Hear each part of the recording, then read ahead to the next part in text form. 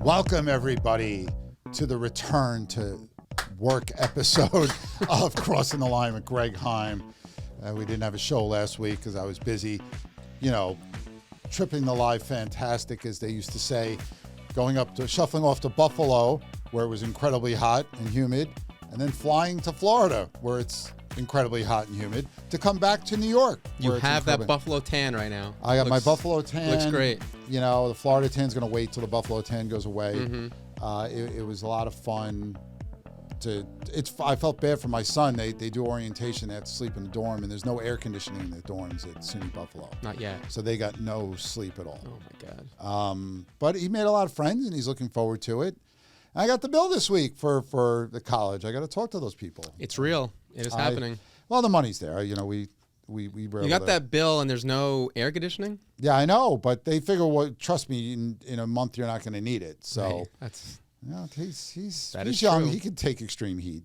It'll get him ready for midterms. He'll be used to being hot, scared, stuff like that. It's all good. Sounds good. But whatever we were doing during the week off pales in comparison to what Lena was doing. Lena has a big announcement to make. Now we're gonna let her have the floor. Breaking news. Yes, breaking news. Lena, lean into the mic. Thanks, guys. I got engaged. Woohoo! Hey, that's my job. That's my job. That's true. That's true. Somewhere hearts are breaking all across the globe, even, and they don't even know what she looks like. But they that's not why we don't show her, because we knew she was getting engaged. But so he put a ring on it, and this was not just some I'll take you to the nicest Applebee's in town and do it. No. Your future husband did this in a romantic place, let everybody in almost on like it. Buffalo. It wasn't like Buffalo. It was in Buffalo. Or nondescript Florida, where I was after that. But Yes. go ahead, tell us where you were and how it happened. We were coming from a wedding of a member of his family in Sicily, and then we flew up to Lake Como for a few days, and he rented a boat, had two of my best friends there. Wait, it wasn't a gondola? No, it was a beautiful, wooden, I don't even know, boat that you drive around Como. And we had a driver, and we had a bunch of champagne, and he did it there in front of a Now that's amore. Now, when did you know, oh my God, he's actually going to pop the question? I was gonna ask that too. He was literally taking something out of his jacket, and I was like, what are you doing? And then we were standing, the boat pulled up in front of us, because we were doing a villas tour, so we were pulling in front of all these beautiful properties, and my two best friends were there, and one of them had her gigantic camera, since she does photography. I was like, why are you bringing that? And so you got duped pretty easily here. Everyone knew. I had no idea. Nobody let on at all. Everybody was so calm, and we were just chilling the whole time. Leading up to this trip, the last couple months, did you have any idea that something like this was going to happen around this time? No. We've spoken about it. So you're going to this, you've been with this guy for a while. He's taking you, even though it's for a wedding, to this nice, he knows it's going to be in your mind. She's probably thinking, when am I going to get married? I want to be next. And then all of a sudden, you're on this boat, and nothing is dinging. I was like, okay, this would be lovely if he did. But I was thinking that it was going to happen we have some other trips coming up. So I was thinking it was going to be one of those. You can always do it again. Yeah. Yeah, why not? It's, that is congratulations. Thank you. Now, Ray was peppering you with questions already about when's brand new jewelry. Everything. It's a little, it's just watch out. If you hit the lights, I'm going to. Exactly. It's a beautiful ring. Sparkling in here. Congratulations. You'll make a beautiful bride. Thank you. But, is it true that Ray's giving you away at the wedding? Is that No, Ray was asking questions about how you propose and because we asked when's the wedding, and the answer is always, well, we haven't got that far yet, right? Because she just found out she's getting married. Yeah. Although, Exactly. my wife, I think, handed me an itinerary. But, somebody had asked about my engagement story. And, how did you do it? So I dated my wife off and on for 7 years. So needless to say, she was getting a little impatient with me. And she used to always put her left hand in my face. Like, when am I getting this? I want this. So she got a promotion at work, and I took her to Ruth's Chris for a special dinner on Columbus Day, ironically. And, it's funny. She'd gotten dressed up, and her car had broke down, so she had to go to the mechanic in, like, this, nice outfit, and she felt weird. But anyway, I had asked for a table, like, hidden in the corner, because Ruth Chris has, like, these open, like, seating things. Like, I didn't want to have to do it in front of, like, 80 people. So it was during the meal, she says, you mind if I get another glass of wine? And I said, you can have anything you want. And she goes, I want this. I want this. So I said, okay. She got down on a knee, opened it up. After about 30 oh my gods, maybe she said yes. She probably did. Did you give her the She's still ring thinking or about it. Calamari? No. I hate the calamari. No. An onion ring. It's funny because I didn't ask her father for his daughter's hand. I just told him that I was going to do it. I thought it was disrespectful. I was going to do it anyway. So asking him never, made sense. But I said, you can't tell your wife. She'll tell Joanne. And Joanne's sisters didn't know. Because that's the first thing she asked after she got done with the oh my God. She's like, who knew? I said, your father, that's it. And, here I'm carrying this ring as I'm picking her up, and it's literally burning a hole in your pocket. And you're like, when's the moment going to happen? But, Ray, I was teasing Ray a little bit because he's like, you don't talk about the wedding? I said, yes, when I proposed to my wife 30 years ago. I said, will you marry me on March 28th, 1998? It's great. Well, weddings are great things. And it's whenever you have it. So my cousin was dating this girl for 2 years, and they go out to this restaurant in the West Village, quiet area, and they end the meal, they walk outside, and there are no cars at all, nothing there. And he sticks out his hand to hail a cab. And his soon-to-be wife looks at him and says, like, what are you doing? Like there are no cars here. Let's walk to 7th Avenue. We'll catch a cab there. He goes, I catch cabs here all the time. Like, don't worry about it. Be patient. Minute later, a double-decker bus comes by, and he just keeps his hand out. So the bus stops, said, is there something that you guys need? And he says, well, since you're asking, we're just going across town. Would you mind taking us? And his girlfriend at the time is like, what are you doing? And she wasn't starting to get a little... Nothing. She's like, what are you doing? See, when we're too nice to you, you should get suspicious immediately. So he says, like, I'm actually going in that direction anyway. You could, the first floor is, like, kind of dirty. I cleaned the top, though. You should go on the top. So you go to the top. It's decked out with, like, flowers. It's decorated. It's perfect. He gets down on one knee, proposes. She says yes. They proceed to drive around the city, picking up their friends and family at their apartments. See, it's guys like this and your fiance that make the rest of us look bad. I thought I did it in a nice romantic way. I ain't gonna double deck. I'm not on Lake Como. I mean, come on. The game has changed. I listen. If you were proposing today, you do it on the podcast, right? You're like in front of. Bring her out. Well, I keep threatening to drag my wife in here, but then I'm really worried about what she might say, and Ray wouldn't edit any of it out. Oh yeah, we're gonna need to make that happen. Well, that is incredibly romantic. This is the touchy-feely episode of Cross. By the way, second episode in a row where we spoke about relationships and dating. This is our feelings. Yeah, and our feelings. Cry. So we're missing the third stooge, yes. or the third wheel here in our buddy Shar, who is probably on his way here now. He got delayed, stuck in LA for an extra day. Flight issues. On his birthday, too. Happy birthday, buddy. Happy birthday, Shar. Don't worry, you can take us out drinking when you get back, because that's what you have to do. It's my rules. It's my podcast. You have to take us out on your birthday. It's not the other way around. It's true. But we miss you, buddy, and we look forward to seeing you. And it's funny because I go away, and all of a sudden celebrities start dropping like flies. And I'm having lunch in a restaurant in Florida, actually eating outside. It was like a cool day with a breeze. And my son looks at his phone and he turns white. And I'm like, oh my God, what is it? And he's like, Ozzy just died. And part of me's like, okay, why is that news? But it was 3 weeks after the concert, that he had. So, I'm not a metalhead per se. I do like some of the Black Sabbath stuff, but you can't deny the man's influence. He is the godfather of heavy metal. He's a modern miracle of science somehow that he lived this long, considering his lifestyle. Absolutely. And he also made his way into the mainstream with that reality show with his family. Like people got to see a different side of him. My mother had no idea who he was. Yeah. Not a surprise. Most people didn't. And, you know, he had a really hard time speaking. It was all you ever heard him say was, Shar, Shar. Right. So I'm in the car one day, and I forget which one it was. It might have been Paranoid or something like that came on the radio, and I'm playing it. And my mother's like, what is that garbage? I go, you don't know who that is? She goes, no. It's like, that's Ozzy Osbourne. It's like the idiot on the TV? Yeah.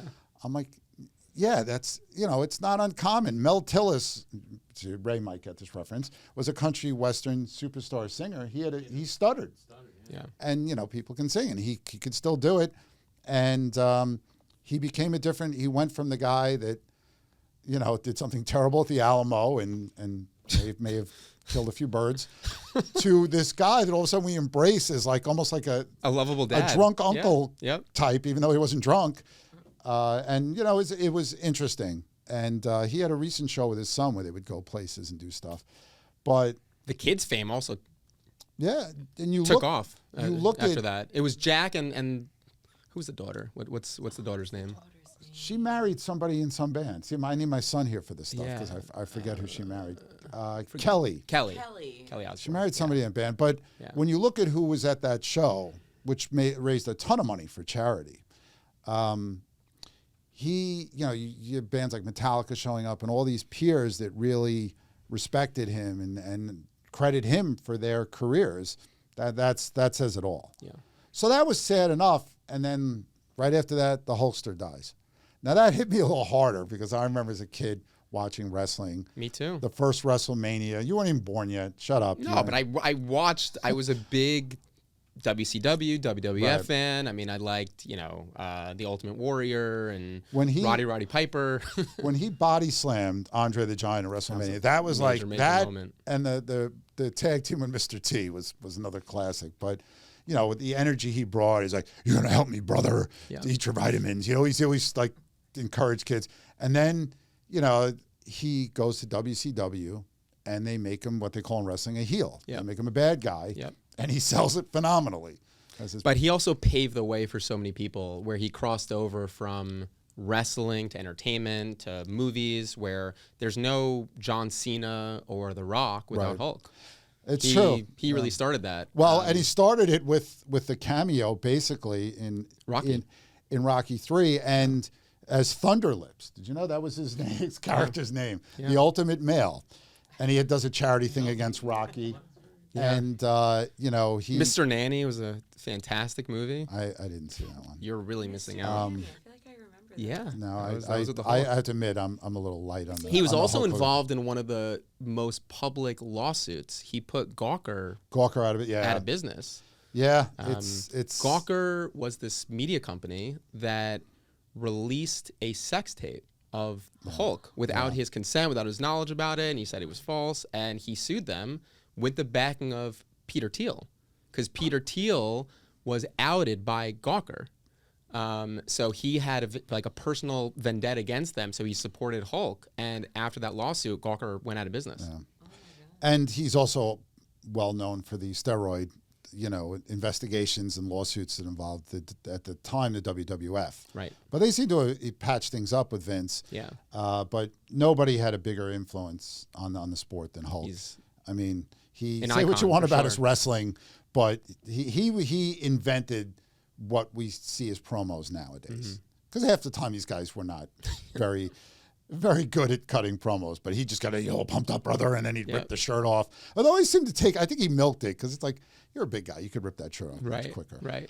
I was also watching, because I'm a big fan of the A-Team, he was on an episode of the A-Team, of course, like Mr. T needs help beating people up, except add Hogan to it. But so that was, and then, you know, even like Malcolm Jamal Warner, when I heard about that, I was like, wow, that guy's my age. And then he had an accidental drowning. So it's, you know, they always say this stuff comes in threes. But it's part, when it's someone like Ozzy or Hulk that were so important to people's childhoods, adulthood, whatever part it was, and huge influences, both of them, on who came after them. It definitely brings you back. Yeah. It does, you know, and it's It's this is why this week I'm going to see Willie Nelson and Bob Dylan, and even my son wants to come because he wants to have this sense of nostalgia that he saw these people. Yeah. So anyway, that's enough about things not related to economics and housing. Before we get to the meat and potatoes of the show, we're going to take a break for these messages from our wonderful sponsors.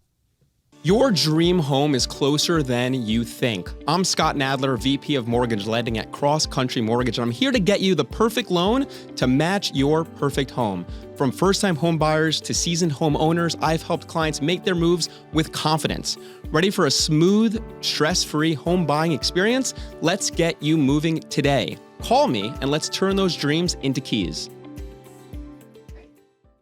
Sedgh and Zuckerman is a boutique residential law firm guiding you and your clients every step of the way with a solution-oriented approach. Make sure to work with a deal maker and not a deal breaker. Contact us today at sznylaw.com. All right, so let's get to the economic news of the day. It's when the Liberation Day happened and the trade war started, we heard these dire predictions of recessions and runaway inflation and all this stuff together, and the whole world hates us. And stocks were sold. Yeah, People, we had a sold huge that sell-off. out of their positions. Everybody Yep. mad. Yep. But let's talk about what's happening now, because that's a little more important, isn't it? Right. So the big news, because I'm trying to avoid news when I'm, allegedly on vacation. We had the Japan deal. That was good, but then The EU. EU deal just broke. We found out about this yesterday. 15% tariffs on most things coming in from EU countries. The administration was threatening a 30%, always start high, the negotiators. But the thing is, so most of the tariffs on our exports there will drop to zero. I wasn't able to find quickly which ones are going to stay. But the other thing is the EU is going to make basically a $1.3 trillion investment in the U.S. and buy weapons and stuff like that in addition. So that's really good news, because this is like a huge part of the global trade is now been hopefully wrapped up, right? Yeah. And now you're seeing the S&P is up 28% since April 8th. I was going to get to that. It's like you knew my notes. Sorry. No, it's okay. There's a lot of optimism now, and I think, the markets are all about what's happening now, but forecasting what's going to happen. It's all about what they think's going to happen. And what people thought was going to happen in April and May is far different where we are now. Now things can change, obviously, but looking where we've gotten to over the last, call it 4 months, we're in a good spot. Yeah, and China's up next. Like that's the next. They had agreed to some framework. It's like they got to be very specific with this stuff. It's like we have a deal. What's the deal for? Yeah. Is the deal we're going to have more meetings, or is the deal like we signed and we have it? Right. But that will be, if that falls into place, and there's this August 1st deadline for those, they're not as important right now. And what markets are kind of telling us is that they think this is all going to be taken care of, and it's not going to be the game changer that a lot of people were afraid of in the first week of April. And you're right, the S&P 500 is up 28% since hitting a low on April 8th. And another thing that's interesting, now not every company is reported, but you would think, right, with all the negative stuff you hear about the economy and prices and everything, 83% of companies that have reported earnings for the second quarter exceeded estimates. Does that sound like an economy that's slumping? No, it does not. This data comes from Bloomberg Intelligence. Their earnings growth averaged 4.5% compared to an expected 2.8%. So this is really like. Are these some CEOs setting the bar low, anticipating? Well, they're kind of thinking, tariffs are going to have this major impact. I was thinking of White Men Can't Jump. When you have like Woody Harrelson showing up to a court looking like this nerdy guy who could not play basketball at all and just hustling people.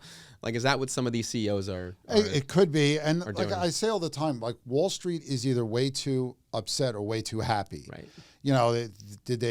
They overshot the negativity on after Liberation Day, and maybe they're a little too euphoric now, but this is based on earnings. Yep. Now, PE ratios are high from a historical standpoint. Yep. I'm not going to pretend to be a technical analyst and tell you what they should be at, but enjoy the happy news while you got it. And, you know, they're on track. This would be the highest share of beating earnings estimates since the second quarter of 21. Yeah. So there's nothing to sneeze at. Yeah. I looked before we got in here, you know, we're going to get a lot of data. So just this week, We have a lot happening this week. consumer confidence jolts, second quarter GDP, PCE. By the way, the Fed's going to have a meeting, and we get a jobs report. Yeah, it's a lot. I'm still going to be working hard this week, You are. but it makes next week's show a lot easier to program. The government's focused on deregulation. That's been a big point that they've focused on, whether it's finance, whether it's energy. They've talked about DEI, obviously. Right. How much of an impact do you think that has played with where we've seen the market? It's hard to say, just like the whole Doge thing, which was supposed to save, you know, $1 trillion, has kind of fizzled into nothing. Like nobody talks about it anymore. And the GDP now estimate, I want to make sure I get it in, is 2.4%, which would be pretty solid growth. I think obviously this administration and their prior administration, you know, has been about deregulation, you know, unleashing the power of businesses, and tariffs are part of that too, like protecting American companies and things of that nature. I don't know. I think that it's an environment that obviously business likes. I think the only missing piece of this is to get rates down. Mm-hmm. That would kind of complete the perfect storm of good things happening. Yeah. I think also in terms of the S&P, AI has played a major role as well. Kind of seeing what AI is capable of and the investments that a lot of these companies are putting into it, and then forecasting that out has played a role as well. Well, when you have like a revolution, you know, going back to the Industrial Revolution, but you have, so now you're all right. So everybody's realizing the power of AI. This isn't something to just dismiss like everybody did with the internet, but that means you have all these new data centers popping up all across the U.S. because you need an unbelievable amount of power to run this. Right. So it will mean a huge shot in the arm to economic growth here in the United States, which is great. Mm-hmm. You know, we want those opportunities. And, you know, the GDP numbers have been kind of misleading, negative because of a rush of imports, and then it kind of levels off. You know, we'll know more in the second half of the year. But it's funny because now the administration go back complaining about why the Fed's not cutting rates. Now that they visited their headquarters and seen the plans, maybe now they can move on to just, you know, letting them do what they do. But I think we're probably a couple months away from an Greg AI avatar as well. Like do a lot of the promos, and you know, I don't know why I haven't been replaced yet. I mean, you know, or maybe the bobbleheads are going to take over. I don't know. We could have bobblehead Rick Pitino doing the show. It'd be great. It'll start talking. It'd be motivational because he likes to yell. If you watch the show on Vice, he likes to yell a lot. No, I think that there's this opportunity. You know, a lot of people dismiss Bitcoin. Not Ray, but you know, now look what's happened a bit. I think that we're always, by nature, we want to dismiss things because we don't want to have to learn that thing. Right. You know, I look at AI and people are like, oh, is AI writing your market reports? I'm like, no. I'm like, should it be? Yeah. Is it going to sound like, are all our reports or all our analysis all going to sound the same now? Right. You know, and I've warned my son when he goes to college, don't use Chat GPT to write your reports because it's the first thing they're going to notice. Yeah. I think we have to embrace that. And as you get older, it's a little bit harder. It's like, wait, I learned all that stuff already. Now I got to do this a different way. I think we're all wondering what the impact is. There's a right way to use it. I think we're still figuring that out. We don't want it to replace us. We want to work with it. There's a lot of benefits to it. There's a lot of ways that you can train the AI systems to kind of learn, you know, how to explain things in a way that you can understand it. Right. But then there are people that are. There was a guy that created an AI girlfriend, and he trained this bot very, very well, and people will pay like $10 an hour just to have a conversation with this AI robot. And so some people are using it in ways that are like from a human connection perspective. We were just talking about, you know, Lena obviously getting engaged, but like that's an area that is very scary. Now, Lena, if you had found out that your fiance had used ChatGPT to write whatever he said to Or you you. just had chat propose to you. Yeah, it's like, I have a message for you. Here, this He just, this like, puts robot's up his going to... Yeah. I mean, it's you wonder, and I can't dismiss any potential use for it. There was a guy that proposed to his chat girlfriend, Okay, and she said yes, by the way. I would hope In so. case- In case you were curious. Because you're turned down by a bot, like that's Yeah. going to be a bit of a blow to your ego. See, we have all the relationship advice here Yeah. you need on, In the- crossing the line. The cyberspace to reality. No, it's this stuff comes at you so fast, and you hear about the thousands of jobs even on Wall Street potentially lost by it. I mean, they've been doing AI trading for a while, Right. and they've always used algorithms to programmatically trade, and that's why you see these quick, movements in the markets. So I think it's another thing that will. It's funny. I was at the Sunday Jazz Jam yesterday, and my son graced us with his presence briefly. He just came for the free meal and then he left. But everybody else there is older at the table, and we're talking about what he's going to learn in college. And one of the people there, a friend of mine, was talking about penmanship and how it's gone. Nobody cares about it anymore. I said, that's right, nobody cares. Like I said, my son they don't even teach script anymore. Yeah. So how do you sign a document? They find a way to do it. And I mean, we're getting away from signatures, it seems, as a way to, because there's so many other ways to prove identity. And I got into a fight with these older people saying, yeah, it may have been important when you were in school. It is not important now. Nobody handwrites things anymore. I mean, you've got to sign documents, things like that. But even in college, people taking notes on computers. Yep.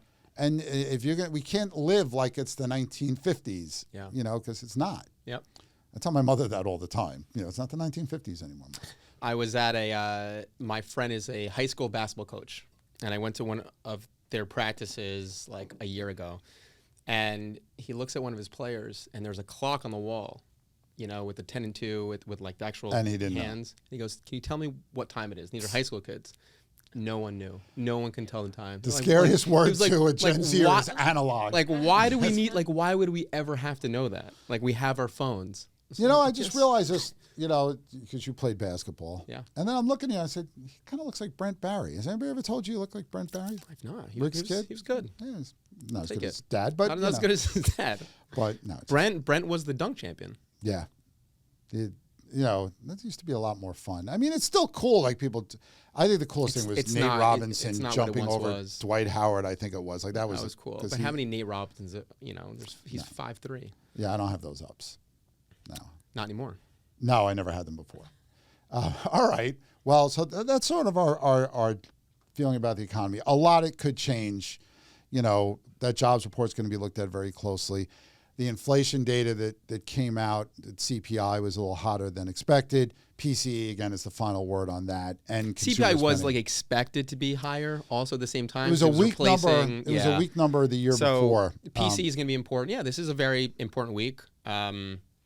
The Fed meeting, obviously, and the Fed comments are Yeah, going what to be they really important. say, it's, we're well positioned to blah, blah, blah. Nobody cares. Right. Like that's the problem with Fed statements. They should make them let us write them. I wonder now, though, since the president visited him, and now what is he going to say about tariffs? I think that's going to be interesting. Well, point. they. That was a central theme of his last meeting. Yeah, and they kind of punt it by saying, every analyst is raising their expectations for inflation because of tariffs. Right. And again, Greg Heym's position on this is tariffs raise the cost of that product. They do not raise the cost of every product or good or service we buy, because Greg still has the same amount of money. We had runaway inflation a couple of years ago because we increased the money supply by 40%. We're not doing that anymore. Right. So consumers cannot keep spending like that. And again, as I said before, this was coming out of the gate with really high, scary numbers, was the administration's way of negotiating. And nobody ever expected that we were going to see tariff rates 100, a billion. It seemed like they were ridiculous numbers to begin with. Right. All right, so we're going to take another break, and then we had 2 housing reports last week, so we'll get to those right when we get back from these messages.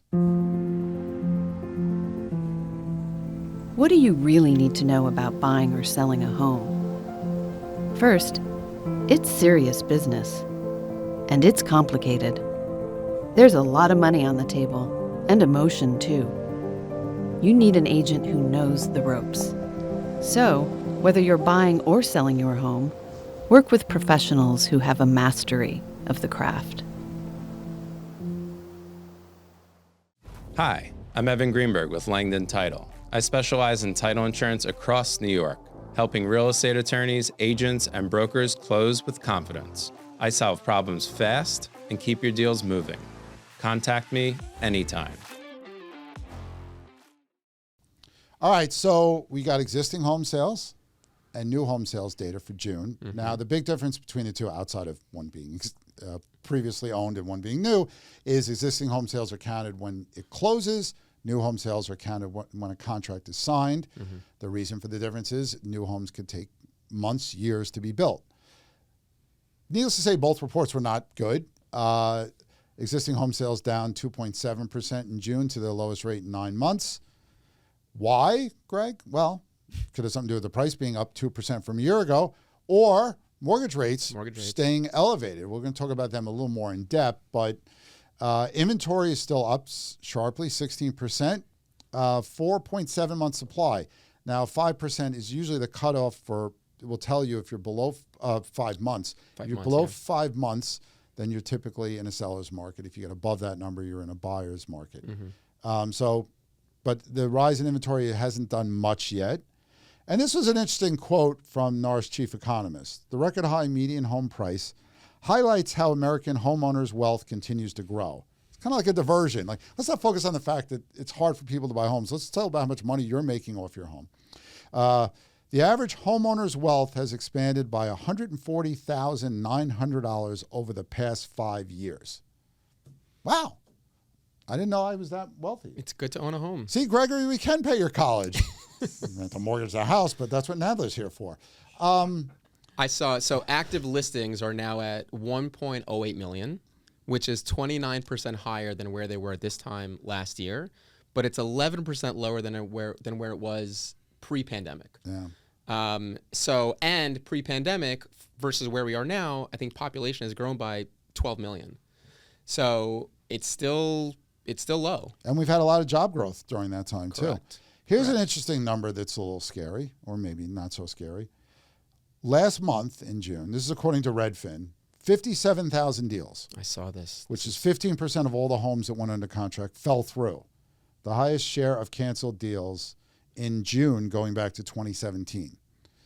So there you go. Deals falling through. There is this tension between buyers and sellers right now. Well, because the transition period takes time. Clearly, we're headed toward at least at worst a neutral market, and rates aren't cooperating yet.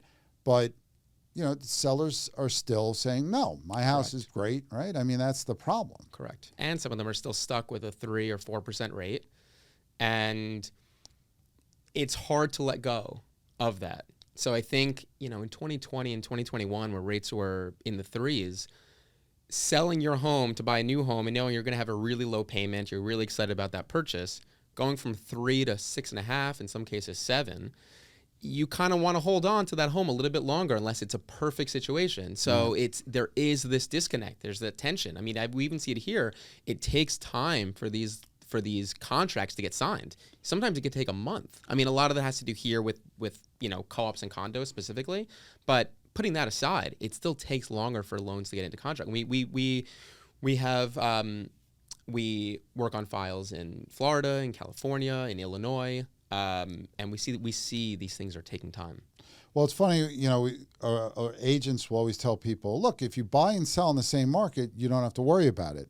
But that's in terms of prices. But with rates, it is a different story. And people don't want to get, because people that do have 3% rates have not been paying off their mortgages. Right. There's very little incentive to do that when a money market will pay you more than that. Exactly. Or you need the tax break or for whatever reason. Yep. So you mentioned that existing home sales are still below pre-pandemic levels. New home sales are about where they were pre-pandemic, but obviously not pandemic levels. Right. But new home sales barely rose in June, up 0.6%, 7% lower than a year ago.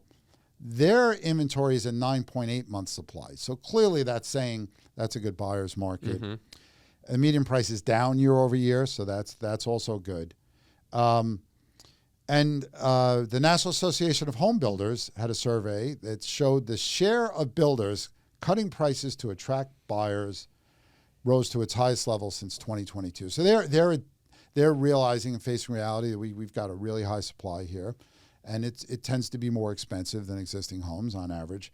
So cutting prices and incentives also being offered. I think something like 62% of builders are offering incentives, which is covering taxes or maintenance for a year. So yeah, they're looking to make it more attractive for buyers, which also you'll see a lot of real estate agents do also, right, where they could list a property for $1 million and give a $30,000 credit to a buyer, where let's say hypothetically speaking it's a co-op. If you're selling a place for $1 million, or let's say I as a seller am comfortable selling my place for $950,000. But the co-op won't approve it unless I sell it for $1 million. I'll sell it for $1 million and then give a credit of $50,000. So the market, the listing, the public record will show that home sold for $1 million, even though the parties involved know that $50,000 came back to the buyer. And that's a problem for us people that like to analyze this data, because it's not mentioned on Correct. Even when the reverse is the case and the developers are making the buyers pay the transfer taxes, that consideration is then grossed up. Mm-hmm. So you really don't know. Well, you could do a little backwards math. I always say if you ever see cents in a sales price, it either means the seller is superstitious and was just trying to throw certain numbers in there, or the buyer paid the transfer taxes. Yeah. Here's something interesting. So with home sales not picking up significantly and not doing well at all from an existing standpoint, it looks like we're seeing more investors. So far this year, this data came out from Cotality, a property analytics firm. 30% of purchases of existing and new homes this year have been investors, the highest on record. And we've talked about hedge funds going in and buying single-family homes. The interesting thing is, and they've been doing this for 14 years, small investors are 25%. The other 5% are large investors, your hedge funds and stuff like that. So that's interesting. We can argue about whether that's a good thing or not. Conceivably, they're buying these to either renovate them and flip them or to rent them out. And these are new home sales specifically? No, existing this too. This is existing also. I mean, property's property. Yeah. So, we said there was a 4.7 month supply for existing homes, 9 month supply for 9.8 month supply for new home sales. So, if you're an investor, you're going to buy new homes. Do you want to buy in a buyer's market? Or do you want to buy in a seller's market? So, well, if they're finding opportunities where they can buy when most people don't want to buy, they're finding opportunities there. I guess the question is, like, if you're buying an existing home, can the renovations that you have to make, can you still make money in that environment when you had to pay so much for the house? And if you're financing it, you're paying a very, what you think is a high mortgage rate, but it's historically still very low. Or it's more of a long-term hold on that. Let's say we're going to hold on to this for 10 years. I don't know, 30 minutes they do it when I watch it on TV. And then they show you the ledger about how much money they made. It's true. And you want to smack somebody. Yeah. It's brutal. It's still struggling, even with a good jobs market. You talk about the inflation that has really hurt the consumers over the years, trying to keep up with that. Really high credit card rates that have not come down anywhere near what you would think, given a percent of rate cuts last year. It's struggling, the market, because people, and just like Lehman Brothers changed people's view about homeownership. It isn't an ATM. It isn't, the guaranteed way to get rich. It's something you need or want. You buy it and you love it. But now this is going to give those Gen Zers that I love so much, because my son is one of them, that it may sour them on home ownership because they just think it's never going to happen. But as I keep reminding my son, it's never been easy to buy a home. Right. Unless you got a rich relative that wants to give you the down payment. But even then, it's a scary thing because things go wrong. All right, speaking of scary things, we're going to talk about mortgage rates. No, I'm just teasing it a little bit. It's not that scary. After this final set of commercials. Ultimate Diamond is New York City's most established family-owned jeweler. With over 65 years of experience, Ultimate is renowned for its exceptional, custom-crafted diamond jewelry, its bespoke engagement ring designs, and its ability to source rare, distinguished timepieces. Ultimate has built a legacy of timeless craftsmanship and discretion, making it a trusted name among those who value refined luxury. Learn more at ultimatediamond.com. This beautiful set here at Studio 1873 is brought to you by the Everset. The Everset provides full-service staging and furniture rental solutions in the New York area. For more information, please visit us at staging.theeverset.com or email us at staging@theeverset.com to request a free proposal. All right, and we're back, commercial free the rest of the program. So I could lead with this, mortgage rates fell last week, and then someone's going to say, hey, it went from 6.75 to 6.74. Calm yourself. Like, They fell. It fell, but rates have basically been stuck between like 6.6 and 6.9 all year. Yep. We had seen, I think it was 5 weekly declines and then a couple weeks of increases, so maybe things are leveling off again. But just to remind people, a year ago, rates were 6.78. So not much has changed even over a year. You get a little up and down during that. So what are you seeing right now? What are people just still so laser focused on rates that it's hard to point out like the difference in the payment? Most people that I speak to, when we go over the rates, they will sigh and say, oh, they're still so high. And in this environment, you do see a lot of teaser rates out there. I mean, you can go online and Google rates, and you'll see some things pop up that are publishing rates that are 2% below where the market is, and not telling you kind of any ins and outs about where they're coming up with that. I have a client that I'm talking to right now. We just went into contract. We're starting the process. He was talking to a competitor, and he tells me that the rate that they're quoting is the same rate as us, which was 6.75. But for the first year of the loan, the rate's going to be 5.75. Okay. So I said, all right, that's if that's true, I would take that deal. It's a great deal. So then I said, do you have anything in writing that you could send me? So he says, yes. So he sends me the email with the loan estimate. In the email, what the guy wrote was they're giving the client a $4,700 credit, which is the equivalent of dropping their rate. Which is the equivalent of him having a rate of 5.75 for the first year. All sounds great. Then I looked at the loan estimate, and they're also charging him $9,200 in fees. So I said, all right. So on one hand, they're giving you a credit of $4,700. On the other hand, they're charging you $9,200. As the older people would say, that's how they get you, Sonny. That is that was the ultimate bait and switch. When I broke it down, I said, so we're offering you the same rate with no points and no credits. He said, oh, I get it now. I said, but that's what we see out there. A lot of that bait and switch and hiding certain things because you have clients that might not want to move forward because of the rate, or might say, I'm going to rent for another year, and you might have a loan officer that isn't doing a lot of business, that is really hungry for this specific deal, and they'll do things that aren't very ethical. That is interesting, and people fall for this though. No, we see it a lot. I mean, it's really important to make sure that someone is, even an attorney or a real estate agent, just looking over some of the documents, because specifically if you're a first-time home buyer and you've never gone through this, you got to have a lawyer. You could fall for this very, very easily. It's like when you get an email from an airline, fares from $49, and you go, where are these $49 fares? And then if you do find one, Southwest, you're not even allowed to bring like a carry-on bag. Right. Like everything is extra, and by the time you add up all the extras, it's the same as it ever was, as David Byrne would say. I'm not going to smack myself. Ray's the only one to get that joke. My son would get it because he knows of the talking heads. But so I understand, like, deals have to get done. You talked about some of the questionable things that happen in co-op sales and stuff like that. I guess people are always trying to find new ways to make deals sound more appealing. Yeah. I guess is where. So absolutely. What do you think? Now the Fed's going to meet. They're going to issue some boring statement that's going to put everybody to sleep. Everybody's still thinking September.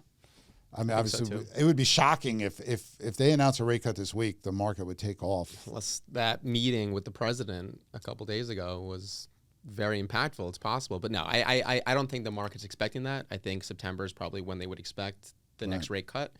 The jobs report is going to be the biggest thing. Yeah, and that comes on PCE Friday. too. I mean, PC is very important as well. Agreed. I think just the last couple jobs reports have been, higher than expectations. And right, and those revisions going up. And the We're not revisions used to going that. up. So yeah, so I think the bond market specifically is really focusing on that. Well, we'll keep an eye on it, and then next week's show might be 3 hours long. We might be stuck in here. It might be like a happening Joe this week. Rogan thing. Yeah. When we're just in here forever, but we don't Yeah. without the ratings and the money and the, I know, right? It's terrible.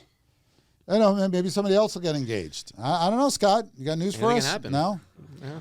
Tune in next week. Do you need tips from Lena's fiance? Yeah. Because he seems to know what he's doing. He does. He's very good. Yes, very good. Well, that's the show. Congratulations, Lena. Thank you. If anybody'd like to send gifts to Lena, you can send them to ctl@bhsusa.com. I'll make sure Lena gets them. But again, you can always send questions. She loves comments. bobblehead dolls. I don't know, that's what she told us. She loves guitars and bobblehead dolls. Yeah. Yes, and it's been a while since I bought a guitar. I'm getting that itch again. And you can always ask questions, make suggestions, all those things. And hopefully Shar will be back in time for next week. We'll see. Unless he's walking from California, he should be here. We'll welcome him back. And thanks to Ray and Lena and to Lone Daddy himself, Scott Nadler, for just being him and a sponsor. We appreciate him very much. And most of all, we appreciate all of our loyal listeners, watchers. Couldn't do this without you. We love doing it. And we're going to do it again next week. So join us when we cross the line yet again. And I think it will be for the 73rd time in our show's history. Wow. So look forward to that and look forward to seeing you again. Thanks.